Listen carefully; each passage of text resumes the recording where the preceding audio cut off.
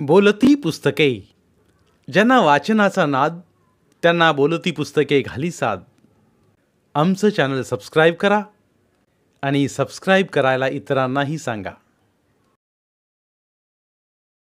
नमस्कार श्रोते मित्र हो, बोलती पुस्तके सादर करीत आहे लेखक प्राचार्य शिवाजीराव बागल लिखित कादंबरी भंगलेलं स्वप्न, भाग 9. रमेशचे सदाला पत्र आले होते. पत्रातील मजकूर वाचून आनंदानं हसावं की दुःखानं रडावं हेच सदाला कळेनासं झालं होतं. पत्रात रमेशनं लिहिलं होतं, प्रिय आई व बाबास साष्टांग नमस्कार. पत्रास कारण की गेल्या 2 वर्षात मी गावी आलो नाही. यामुळे तुम्हाला माझा खरे तर राग आला असेल. मी तर काय करणार, यायची खूप इच्छा असतानाही येता आलं नाही. कारण तुम्हाला माहीत आहे की मी नोकरी करीत एमटेकचे शिक्षण घेत होतो. नोकरीचा व्याप, अभ्यासाचा ताण होता. परंतु नोकरी करत असताना परीक्षा दिली, फर्स्ट क्लासमध्ये आलो. तुमची शिकवण, नम्रता, सचोटी, जिद्द, प्रामाणिकपणा अंगी बाळगल्यामुळं मला माझ्या कंपनीने प्रमोशनवरती जर्मनीतील ब्रँचमध्ये पाठवण्याचा निर्णय घेतला आहे. परदेशात नोकरी करण्याची विशेष संधी मिळणार आहे. विदेशी चलनातील भरपूर पगार मिळणार आहे. एवढी मोठी सुवर्णसंधी चालून आलेली असताना ती दवडणे योग्य नाही. म्हणून मी परस्पर जर्मनीला जात आहे. तिकडून आल्यानंतर आपली भेट होईलच. तुम्हीच म्हणता ना, भावनेपेक्षा कर्तव्य श्रेष्ठ. म्हणून मी जर्मनीला जाण्याचा निर्णय घेतला आहे. खरं तर आपला मुलगा फॉरेनला जातोय याचा तुम्हाला निश्चितच आनंद होईल. माझ्या पाठीशी सदैव तुमचे आशीर्वाद आहेत. आई व दादाला नमस्कार व नयनाला शुभेच्छा. बाबा, जर्मनीत स्थिरस्थावर झाल्यानंतर मी सविस्तर पत्र लिहीनच. कंपनीमार्फत जात असल्याने विशेष काळजी नाही. आपण आपल्या तब्येतीची काळजी घ्यावी. तुमचा लाडका रमेश. रमेश इंजिनियर झाला त्याचा अभिमान होताच. तो परदेशात नोकरीला जात आहे याचाही मनापासून आनंद आहे. तू तुझी स्वप्ने साकारत पुढे निघालास, परंतु मायबापाच्या प्रेमाला पारखं करून निघालास. परदेशी गेलेल्यांना मायभूमीची ओढ वाटत राहते आणि इथल्या शिकलेल्या तरुणांना परदेशी वातावरण, तेथील भौतिक सुखसमृद्धी, आलिशान गाड्या, बंगले यांची भुरळ पडते. जादा मिळणाऱ्या पगाराच्या आमिषाला भुलून ते स्वप्नांच्या मागे धावत राहतात. आई बापाची भाबडी माया विसरून मुलं पैशांच्या मागे लागतात. माणूस जसा जसा दूर जातो तसा मायेला आट येतो. केवळ शब्दांचं बेगडी प्रेम उरतं, तेही औपचारिकता म्हणून. असो, त्यांचं क्षितिज विशाल आहे. आपण कशाला त्यांना मायेत गुंतवून ठेवायचं. आपलं कर्तव्य आपण आनंदानं पार पाडायचं असतं. दूर जाणाऱ्या पाखरांना डोळं भरून पाहायचं असतं. त्याची यशस्वी गगनभरारी पाहून धन्यता मानायची. सदा मालनची समजूत काढत म्हणत होता, हो, आता शिकून शहाणे झाले, कमवते झाले, कशी त्यांना आईबापाची आठवण येणार. मोहमाई मायावी दुनियेत पाऊल टाकल्यावर आपल्या अडाणी आईची, शिपाई पदावर रिटायर्ड झालेल्या बापाची त्यांना लाज वाटत असेल. म्हणून तिकडच्या तिकडे जातोय. रमेश सवड काढून 2 दिवस आला असता, माझ्या हातच्या गोड पुरणपोळ्या खाल्ल्या असत्या तर मला केवढा मोठा आनंद झाला असता. पैसेवाले झाले, आईच्या हातची पुरणपोळी खायला विसरले. आईची माया करणार नाही म्हणत मालनबाई डोळ्याला पदर लावून हुंदके देत होती आणि सदा तिची समजूत काढत होता. बँकेत अधिकारी असलेल्या मुलाचे स्थळ यथावकाश नयनाकरता चालून आले. नंदकुमार सोज्वळ, उमद्या मनाचा, राजस स्वभावाचा, मितभाषी, देखणा असा जावई बघून मालनबाई मनातून देवीची प्रार्थना करीत होत्या. ह्योच जावई मिळावा देवा परमेश्वरा, माझ्या मनासारखं होऊ दे. तुझ्या पुढे पावशेर पेड्यांचा नैवेद्य ठेवेन. नयना आणि नंदकुमाराचा जोडा शोभून दिसेल. दोघेही बँकेत नोकरी, पैशाला कमतरता नाही, सुखाला कमतरता नाही. बदली झाली तरी एकत्र मिळून देवाला मागितल्याप्रमाणे एवढं चांगलं स्थळ चालून आलेलं आहे. आडेवेडे न घेता मोठ्या मनाने होकार कळवायचा म्हणून सदा आणि मालन खुश होते. मुलगा मुलगी दोघे शिकलेले, दोघंही पगारदार आहेत. त्यामुळे लग्नात देवघेव न करता मुलगी आणि नारळ द्या. लग्न साध्या पद्धतीनं करायचं, परंतु मुलीच्या आईवडिलांनी रीतिरिवाजाप्रमाणे त्यांच्या इच्छेनुसार जे काही करायचं ते करू शकतात. करावंच असा आग्रह नाही. नंदकुमारच्या चुलत्याचे बोलणे ऐकून सदा सुकावला. माणसं विचाराने चांगली आहेत. मुलाला मुलगी पसंत आहे, मुलीला मुलगा पसंत आहे, तर योग्य मुहूर्त बघून अक्षता टाकायच्या. आपल्या सोयीचे कार्यालय बघायचे. तुम्ही तयारला लागा, आम्ही आमच्या तयारला लागतो. वधूवर पक्षांच्या विचाराअंती पुढील 15 दिवसात लग्नकार्य उरकायचं ठरलं. सदा व मालनने हात आखडता न घेता लग्नातील कपडे, वस्तू, दागदागिने नयनाच्या पसंतीने घेतले. लग्नपत्रिका वाटल्या. लग्नाकरता आनंद 1 दिवस अगोदर घरी आला. सोनम केवळ यायचं म्हणून डायरेक्ट मंगल कार्यालयात आली. तिनं कोणत्याच गोष्टीत उत्साह दाखवला नाही. केवळ शोभेच्या बावलीसारखी नटून थटून आली होती. सदाचं व मालनचं हृदय आनंदानं उचंबळून आलं होतं. कर्तव्यपूर्तीच्या आनंदाने कन्यादान करताना डोळं भरून आलं होतं. मालनबाईने पदराने डोळे पुसले. सदाने धीटपणे डोळ्यांतील अश्रू रोखून धरले होते. पण अंतकरणातून लेक सासरी निघाली म्हणून खचला होता. त्याला हुंदके अनावर होत होते, परंतु काळीज घट्ट करून आतल्या हुंदक्यांना आवर घालत होता. लग्न समारंभात सुग्रास भोजनाच्या पंक्तीवर पंक्ती चालू होत्या. डॉक्टर आनंद व सदा पंक्तीमध्ये इष्टमित्र, सगळे सोयरे पाहुणे यांना आग्रहाने लाडू, पुरी, भात, भाजी घेण्याचा आग्रह करीत होते. नयनाचे लग्न थाटामाटात पार पडले. फुलांनी सजवलेली नववधू वराची गाडी भावी सुखस्वप्ने रंगवत निघाली. जा मुली जा, दिल्या घरी तू सुखी रहा, या गाण्याची धून बँडवाले वाजवत होते. सदाने व मालनने मोठ्या दुःखी अंतकरणाने नयनाला निरोप दिला. 2 दिवस लग्नाच्या धामधुमीत गेले. नयना सासरी गेल्यामुळे हसतं खेळतं घर शांत झालं होतं. नयनाच्या सासरी जाण्याने घरात एक प्रकारची मूक शांतता होती. संध्याकाळी जेवता जेवता सदा म्हणाला, आनंद माझं ऐक, तू सासरवाडीत रम्मान झालाय. रमेश तिकडं परदेशात, नयना सासरी गेली. आता म्हातारपणी घरात आम्ही दोघंच. तू तरी आमच्याकडे ये, नाहीतर आम्हा दोघांना तुझ्याकडे घेऊन जा. बाबा कशाला चिंता करताय, मस्त मजेत राहा. तिथं मला हॉस्पिटलचे बरेच व्याप असतात. मला मान वर करायला वेळ मिळत नाही. आणि तुम्हाला तर सोनमचा स्वभाव माहीत आहे. तिथे रोज खटके उडण्यापेक्षा इथं दोघं निवांत राहा. एकमेकांची काळजी घ्या. आणि मला जसा वेळ मिळेल तसं मी तुम्हाला भेटायला येत जाईनच. आता दगदग करू नका. वेळ घालवायला, चर्चा करायला इथं तुमची मित्रमंडळी आहेत. तिथे कोण आहे? होय, तुझं खरं आहे आनंदा. आनंदा, माझं एक स्वप्न अपुरं आहे. ते म्हणजे स्वतःचं छोटंसं का होईना, पण आपलं हक्काचं घर असावं. आयुष्य भाड्याच्या खोलीत गेलं, निदान म्हातारपणी स्वतःच्या घरात जीवन व्यतीत करावं म्हणतो. माझ्याकडे 5-7 लाख रुपये आहेत. तू काही मदत केलीस तर आपली सुखाची सावली होईल. मग पुन्हा तुम्ही सवडीनं बंगलं बांधाल. पण आज आम्हाला स्वतःचं हक्काचं घरकुल हवं आहे. बाबा, तुमचा संकल्प सिद्धीला जाईल. हाती घेतलेलं काम पूर्णत्वास जातं. तुम्हाला मी थोडी थोडी पैशाची मदत करेन.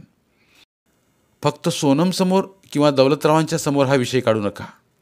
आपल्याविषयी अजून त्यांचा दृष्टिकोन बदललेला नाही. हळूहळू अपेक्षित बदल होईल. तुझ्या मत्तीवर आम्ही अवलंबून बसणार नाही. तू बायकोच्या तालावर नाचणार आणि सासऱ्याच्या नजरेच्या इशाऱ्यात गपगुमान खाली मान घालून बसणार. आमच्या हातापायात देवानं भरभक्कम बळ दिलंय. आम्ही तुझ्याकडे हात पसरणार नाही. बालपणातला हाल विसरलास. बायकोचं गोरं गोमटं गाल बघून भंजाळलास. सासऱ्याच्या दावणीला हक्काचा बैल म्हणून तुला त्यांनी बांधून ठेवला. तुझा तू सुखी समाधानी राहा बाबा. तुला कधी आई बाबाचं तोंड बघू वाटलं तरी ये. तेवढेच मायेचे 4 घास भरवता येतील. आम्ही गरीब, अडाणी. तुझ्या सासऱ्याला आम्ही सोयरा आहे म्हणून लाज वाटते. गरीबाचं पोरग जावाय म्हणून चालतंय, पण जावयाचा बाप त्याला इवाय म्हणून चालत नाही. का तर त्यांना त्यांची प्रतिष्ठा आडवी येते. अशी माणूसघाणी माणसं मी सावलीला देखील उभी करून घेणार नाही. मालन पाड पाड बोलून आपल्या मनातील राग मोकळा करीत होती. सदाने 12 लाखात 1 BHK फ्लॅट खरेदी केला. रोख 7 लाख रुपये दिले व 5 लाख रुपये SBI बँकेकडून हाऊस लोन घेतलं.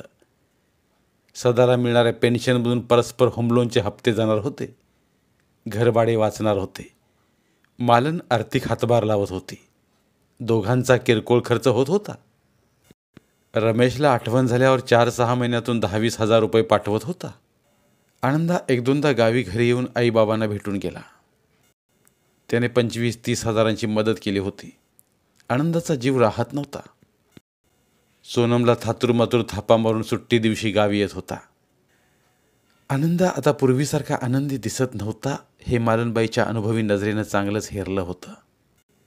एक दिवस पोस्टमनने रमेशचं पत्र आणून दिलं. पत्रात लिहिलं होतं, प्रिय आईबाबांस, आम्हा अभियंत्यांचा साष्टांग नमस्कार. बाबा, तुम्हाला आश्चर्य वाटले ना? मी तुम्हाला, आईला, दादाला बोलवणार होतोच, परंतु नंतर विचार केला तुम्हाला पासपोर्ट मिळायला, व्हिसा मिळायला किमान 4-2 महिन्यांचा कालावधी जाणार. तोपर्यंत रोझी डिसूजा थांबायला तयार नव्हती. तिच्या प्रेमळ आग्रहाखातर चर्चमध्ये जाऊन आम्ही विवाहबद्ध झालो आहे. यथावकाश आपल्या भेटीगाठी आशीर्वादासाठी रोजीला घेऊन येईन. बाबा, रोजीची जात वेगळी, धर्म वेगळा असला तरी रोजी खूप प्रेमळ आणि समंजस आहे. रोजी सून म्हणून तुम्हा दोघांनाही नक्कीच आवडेल. आई बाबा, तुम्ही हे वाचून रागवाल, पण तुम्हाला भेटल्यानंतर, रोजीला पाहिल्यानंतर तुमचा राग कुठच्या कुठे पळून जाईल. रोजी जरी माझी प्रेमळ बायको असली तरी तुमचीसुद्धा लाडकी सून होईल याची मला खात्री आहे. रजा मिळाली नव्हती म्हणून नयनाच्या लग्नाला येऊ शकलो नाही, याबद्दल क्षमस्व. तुमचा चिरंजीव रमेश आणि लाडकी सूनबाई रोजी. काय करावं ह्या नशिबाला? एक पोरगा घर जावई झाला, एक पोरगा परदेशी निघून गेला. जगराहाटीप्रमाणे मुलगी सासरी गेली. आता म्हातारपणी आपणच दोघंच एकमेकाला साथ द्यायला राहिलो. आयुष्याच्या संध्याकाळी मुलाबाळात राहावं, अंगा खांद्यावर नातवंडांना खेळवावं, म्हातारपण सुखा समाधानानं घालवावं असं खूप वाटलं होतं. आपल्याच नशिबाचा भोग म्हणायचं. बहुतेक ते सुख आपल्या प्राक्तनातच नसावं. आपल्या मुलांना, नातवंडांना अमाप सुख संपत्ती लाभावी, आरोग्य संपदा लाभावी. आपलं घोडं आता थकलं, केव्हा तरी पिकलं पान गळून पडणार. पण माझी मालन, तिनं माझे आयुष्यभर संगत सोबत केली. सुखदुःखात सावलीसारखी पाठीशी उभी राहिली माझ्या. तिच्या अंतःकरणाला काय यातना होत असतील. मालन अडाणी, अशिक्षित, परंतु तिनं तारेवरची कसरत करीत नेट्टानं संसार सांभाळला. मुलांवर संस्कार केले, चांगल्या शिक्षणासाठी अट्टाहासाने प्रयत्न केले. मान अपमान बाजूला ठेवला व कर्तव्याला सामोरी गेली. मालनने कणखरपणे पदर खोचून वडापावचा स्टॉल चालवून संसाराला हातभार लावला होता. त्या माय माऊलीला तरी मुलांनी विसरायला नको होत. देवा परमेश्वरा, पोरावर आमचा राग नाही. आम्ही आमचं कर्तव्य केलं. पोरांना त्यांचं कर्तव्य करायची सद्बुद्धी दे. आम्ही आता शरीरानं मनानं थकलो. देवा, घरचं बोलावणं आलं की आनंदानं जाऊ. प्रापंचिक कौटुंबिक जीवन जगणाऱ्या सामान्य माणसाला आणि काय हवं असतं. ठेविले अनंते तैसेची राहावे, चित्ती असू द्यावे समाधान, म्हणत रामकृष्ण हरी म्हणत सदा जपमाळ जपत बसला होता. जागृती तरुण मंडळातर्फे भव्य सत्कार सोहळ्याचं आयोजन केलं होतं. कला क्रीडा प्रकारात योगदान देणाऱ्या व्यक्ती, समाजकार्य करणाऱ्या व्यक्ती, तसेच प्रतिकूल परिस्थितीवर मात करून आपल्या मुलांना उच्च शिक्षण देणाऱ्यांचा आदर्श माता पिता म्हणून सत्कार सोहळ्याचे आयोजन केलं होतं. उत्कृष्ट क्रीडापटू, उत्कृष्ट कलावंत, समाजभूषण आणि आदर्श माता पिता असे पुरस्कार होते. जागृती तरुण मंडळाच्या परीक्षकांनी संयोजकांनी सदा व मालनची एकमताने आदर्श माता पिता म्हणून निवड केली होती. प्रतिकूल परिस्थितीवर मात करून आपल्या मुलांना उच्च विद्या विभूषित केलं. समाजापुढे आदर्श ठेवणारे, हार न मानणारे, जिद्दीने चिकाटीने कर्तव्याला सामोरे जाणारे आदर्श माता पिता म्हणून सदा आणि मालनचा सत्कार समारंभ आयोजित केला होता. सत्कार समारंभाच्या कार्यक्रमाला नगराध्यक्ष उपस्थित होते. त्यांनी जागृती मंडळाचे कार्य कौतुकास्पद असल्याचं सांगितलं. निरपेक्ष भावनेने कला क्रीडा सामाजिक क्षेत्रात योगदान देणाऱ्यांचा उचित सत्कार झाला. कर्तव्यदक्ष आदर्श मातापित्यांचा म्हणजे सदा व मालन यांनी अतिशय कठीण परिस्थितीतून गरिबीचे चटके सहन करत अहोरात्र मेहनत करून तिन्ही मुलांना उच्च विद्या विभूषित केलं. एक मुलगा डॉक्टर, दुसरा मुलगा इंजिनियर, तर मुलगी बँकेत आहे. सदा व मालनचे कष्ट वाखाणण्यासारखे आहेत.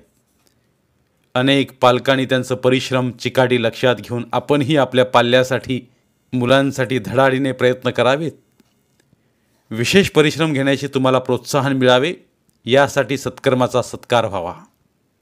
आणि म्हणून आज आदर्श मातापिता म्हणून मालनबाई व सदाशिव यांचा विशेष सत्कार सोहळा संपन्न होत आहे. प्रेक्षकांमधून टाळ्यांचा कडकडाट झाला. सदाने आपल्या मनातील दुःखे, व्यथा, वेदना अंतरी दाबून ठेवलं. मान सांगावा जगाला आणि अपमान सांगावा मनाला असं मानून सदानं मोजक्या शब्दात सत्काराला उत्तर दिलं. आदरणीय नगराध्यक्ष साहेब, जागृती तरुण मंडळाचे अध्यक्ष व त्यांचे सर्व पदाधिकारी आणि बंधू भगिनींनो, जागृती मंडळाचा उपक्रम स्तुत्य आहे. त्यांनी आम्हा अभियंत्यांना आदर्श माता पिता म्हणून सत्कार केला. आमचा गुणगौरव केला. याबद्दल मंडळाचे, तुम्हा सर्वांचे आम्ही मनपूर्वक आभारी आहोत. आज मी एवढंच सांगू इच्छितो, आई वडील म्हणून प्रत्येकाने आपापले कर्तव्य पार पाडले पाहिजेत. मुलांची जडणघडण करताना, त्यांना शिक्षण देताना आपल्या आशा आकांक्षा मुलांवर लादू नका. त्यांच्या शारीरिक बौद्धिक क्षमता लक्षात घेऊन त्यांना सहाय्य करावं. वारंवार आम्ही आईबाबा आहोत म्हणून अनावश्यक बंधने घालू नका. मुला मुलींच्या स्वातंत्र्यावर बंधने लादू नका. हक्क गाजवण्यापेक्षा कर्तव्याला सामोरं गेलं पाहिजे.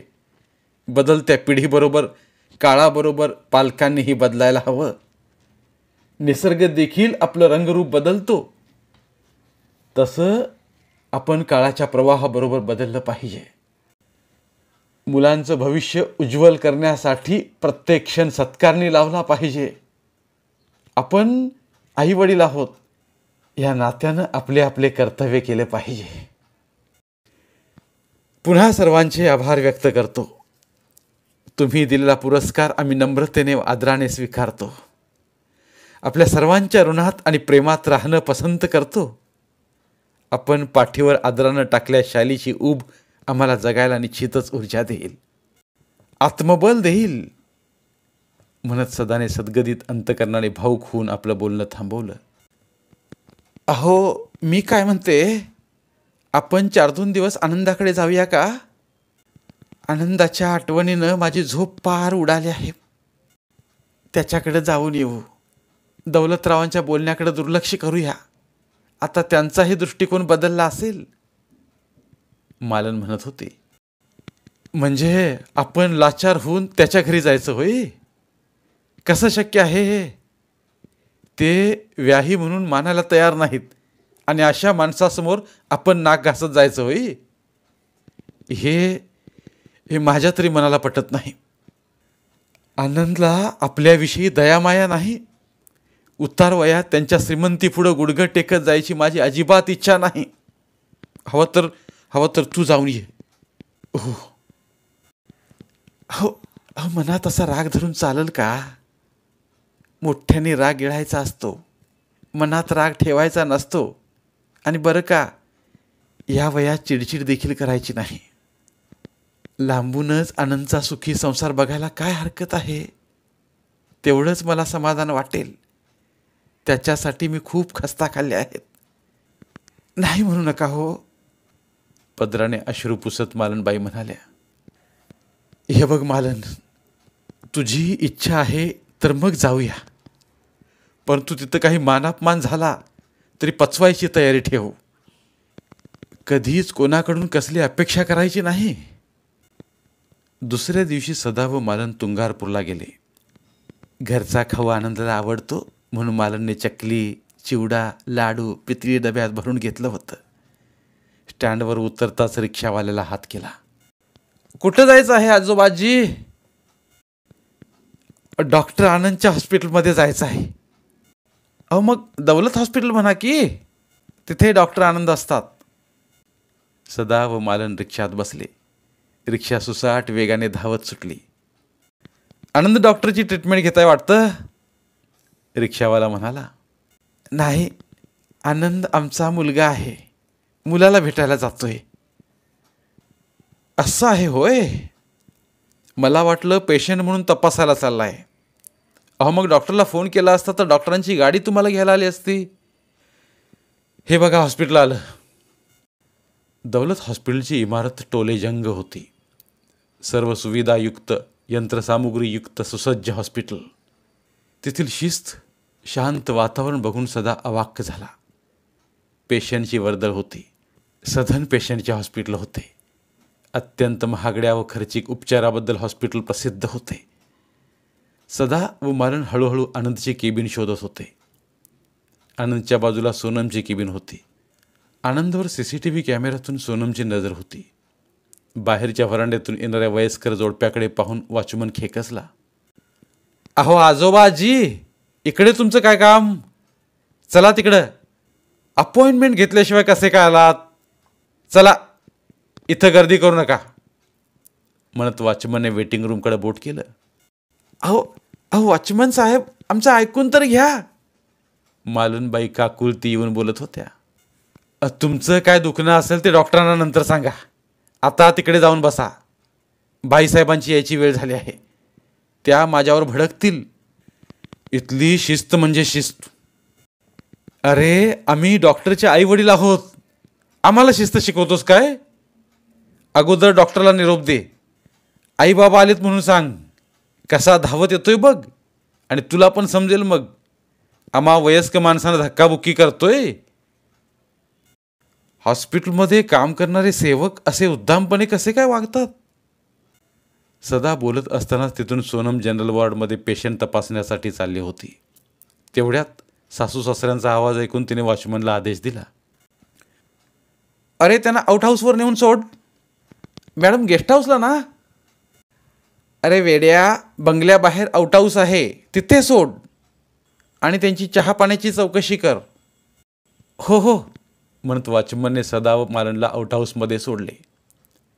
केवळ औपचारिकता म्हणून विचारलं, चहा पाणी पाहिजे का? नको बाबा, झालं तेवढं स्वागत पुरं झालं. आमचा मुलगा डॉक्टर आनंदला तेवढं सांगा, आम्ही आउट हाऊसमध्ये आहे, तुला भेटायला आतुर झालोय म्हणावं. हो हो सांगतो, म्हणून वॉचमन गेला. परंतु तो मनात विचार करत होता, पाहुणचार करण्याऐवजी यांना इकडे आउट हाऊसला का बरं बसवलं असावं? मोठी तेवढी खोटी. आपल्याला काय करायचं आहे म्हणा. आईबाप डॉक्टरचं, सासू सासरे डॉक्टरीन बाईंचं, पण इथं तर त्यांना झिरो किंमत दिली जाते. काय करायचं असलं हिरो म्हणून मिरवायला? ते ज्येष्ठांचा मान सन्मान ठेवत नाहीत. दुपारचे 2 वाजले होते. आनंद व सोनम बंगल्यावर येऊन जेवले. थोडीशी विश्रांती घेतली. विश्रांती झाल्यानंतर आनंद हॉलमध्ये मासिके चाळत बसला होता. तेवढ्यात वॉचमन कोणाबरोबर तरी हुज्जत घालतोय याचा आवाज आनंदच्या कानावर आला. आवाज ओळखीचा वाटतोय. अरे, तुझ्या डॉक्टर साहेबांचे आम्ही आई बाप आहोत. त्यांना सांग तुझे आई बाबा बाहेर येऊन 4 तास झालेत. आम्ही त्याला भेटायला आलोय आणि भेटायचं नसेल तर परत जातो माघारी आम्ही. सदा तंतनत होता. बाबांचा आवाज ऐकून आनंद लगबगीने बाहेर आला व म्हणाला, केव्हा आलात आई बाबा? मला सांगायचं नाही का? 4 तास झाले. तिथं तुमच्या आउट हाऊसमध्ये बसायला सांगितलं. तुमच्या निरोपाची वाट पाहून थकलो. आम्हाला परक्यासारखं आउट हाऊसला थांबवलं. साधी चौकशी नाही, चहा नाही, जेवण नाही. मोठ्या हौसेनं आनंदानं भेटायला तुझ्याकडे आलो होतो, परंतु तू आमची दखल देखील घेतली नाहीस. बाबा, तुम्ही आला आहात हे आत्ताच मला समजलं. या, आत या. थोड्या वेळाने शाळेतून पंकज येईल. अरे बाबा, नातवंडाला डोळे भरून बघण्याकरता आलो होतो. कधी येणार आहे पंकज? तू आम्हाला आजी आजोबा म्हणून ओळखील का रे? अधीरतेनं मालनबाई विचारत होत्या. कामवाल्या बाईनं दोघांना उपमा आणून दिला, चहा दिला. पोटात भर गेल्याने दोघे जरा शांत झाले होते. आनंदशी भरभरून बोलत होते. घरून आणलेला चिवडा, लाडू, चकलीचा डबा आनंदच्या हाती देत मालन म्हणाली, आनंद, तुला घरचा खाऊ आवडतो म्हणून घेऊन आली. तेवढ्यात पंकज शाळेतून घरी आला. पंकज घरी येताच मालनने पंकजचा आलाबाला घेत त्याच्या डोक्यावरून गालावर मायेनं हात फिरवत आपल्या छातीशी घट्ट धरलं. अगदी तुझ्या रंगारूपावर गेलाय बघ. लहानपणी तू असाच गोरा गुमटा गुबगुबीत होतास, म्हणत मालन पंकजकडे आनंदकडे कौतुकाने पाहत होत्या. अरे लबाडा, इकडे बघ, इकडे बघ. मी तुझ्यासाठी काय आणले बघ. हे कोण आहेत? अरे, तुझे आजी आजोबा आहेत. नो, माझे आजी आजोबा वरच्या फ्लॅटमध्ये असतात. हो, ते तुझ्या मॉमचे मदर फादर आणि हे माझे फादर मदर आहेत. He is your grandfather and she is your grandmother. बघ, त्याने तुझ्यासाठी चिवडा लाडू आणलाय. नातवाच्या कौतुकात सदा व मालन दंग होते. डब्यातील लाडू काढून पंकजच्या हातावर ठेवला. पंकज लाडू तोंडात घालणार तेवढ्यात सोनमचा करारी आवाज आला. नजरेचा धाक दाखवत सोनम म्हणाली, पंकज बेटा, असं बाहेरचं दुसऱ्याने दिलेलं खायचं नसतं. अगं, दुसऱ्याने दिलेलं म्हणजे? ते माझे आई वडील आहेत. पंकज त्यांचा नातू आहे. त्यांनी प्रेमान आणलेला खाऊ त्याला खायचा असेल तर खाऊ दे. तू कशाला त्याला दटावतेस? तो माझा मुलगा आहे. कोट्याधीश दौलतरावांचा नातू आहे तो. तो असलं अस्वच्छ खाणार नाही. आणि हे काय आनंद, तुझे आई बाबा आज अचानक कसे काय उतरले? इथं दारिद्र्याचं प्रदर्शन करीत आलेत. हॉस्पिटलमध्ये तुला शोधायची त्यांची केवढी धांदल चालू होती. शेवटी मीच वॉचमनला सांगून इकडे आउट हाऊसला पाठवून दिलं. म्हणजे हे दोघे आलेत ते तुला माहीत होतं, तरी तू मला सांगितलं नाहीस? नाही सांगितलं. ते काय कुठे जाणार नव्हते, थांबूनच राहणार होते. पेशंट महत्त्वाचे. हॉस्पिटल रुग्णसेवेकरता आहे, नातेवाईकांना भेटण्यासाठी नाही. जसे ते माझे आई वडील आहेत तसे तुझे सासू सासरेही आहेत ते. नाही, कोण म्हणतं? हे माझे सासू सासरे आहेत म्हणून रस्त्यानं दौंडी पिटायची काय? नुसता अजागळपणा. आणि त्यांनी तुझ्यासाठी असे काय दिवे लावलेत? जन्म दिला आणि शिक्षण दिले म्हणजे झाले का? आणि तोंड वर करून मला सांगतोय तुझ्या आई वडील म्हणून? त्यांनी आपल्यासाठी माझ्यासाठी काही केलंय का म्हणून मी त्यांचं कौतुक करू? ते माझे जन्मदाते आई वडील आहेत. मग आई बाबाला खांद्यावर घेऊन काशीला जा. नको, कोण म्हणतंय? तुझ्या वाचून माझं काहीही अडत नाही. हे हॉस्पिटल माझ्या पप्पांच्या नावाचं. माझ्या पप्पांनी कोट्यावधी रुपये खर्चून आलिशान सुसज्ज हॉस्पिटलची इमारत बांधून दिली. एवढंच काय, तुझ्या शिक्षणाकरता पाण्यासारखा पैसा ओतला. माझ्या पप्पांमुळे तुला पैसा मिळाला, प्रतिष्ठा मिळाली. तुझ्या पप्पांमुळे तुला काय मिळालं? मला माझ्या बाबांकडून बुद्धी वैभव मिळाले, जिद्द आणि चिकाटी मिळाली. माझ्या बुद्धीवर गुणावर तू भाळलीस आणि प्रेमात पडलीस, म्हणून तुझा स्वीकार केला मी. आज तू माझ्या आईबाबांशी असलेलं नातं विसरलीस. तुझ्या अहंकारी वृत्तीने कदाचित मलाही दूर करशील. आनंद रागाने म्हणाला, तुला गरज असेल तर राहू शकतोस, नाही तर तुझ्या आईच्या कडेवर किंवा बाबांच्या खांद्यावर बसून माझं लाडकं बाळ म्हणत खुशाल जाऊ शकतोस. माझ्या पप्पांच्या पुण्याईने आणि त्यांच्या कृपेने तुला हे वैभव मिळालं आहे. आता अधिक बोलायला लावू नकोस. आणि तुझ्या आई बाबांशी भेटून बोलून झालं असेल तर त्यांना निरोप दे, म्हणत चवताळलेल्या वाघिणीप्रमाणे पाय आपटत निघून गेली. आनंद, झाला एवढा तमाशा पुरं झाला. आम्ही जातो. काही स्वप्न उराशी बाळगून आलो होतो. तुला बघावं असं मालनला सारखं वाटत होतं, म्हणून तिची इच्छा म्हणून यायचं धाडस केलं. तुझा वैभवी थाट पाहिला, संसार पाहिला, पंकज नातू बघितला, समाधानानं पोट भरलं. आमच्यासाठी आकांड तांडव करू नका, हुज्जत वाद घालू नका. कशाला आमची विनाकारण अडगळ? आम्ही यांना अडगळीला पडलेली जुने पातेरे झालोय. आज तुमच्या आयुष्यातून बाजूला होतो. आज ना उद्या विश्वाच्या पसाऱ्यातून देखील बाजूला व्हायचंच आहे, याची आम्हाला जाणीव आहे. तुम्ही सुखी समाधानी आनंदी राहा. तुमचे सुख समाधान यातच आम्हाला आनंद आहे.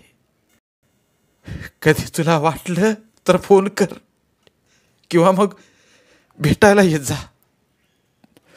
मालन, चल, झाला आपला पाहुणचार.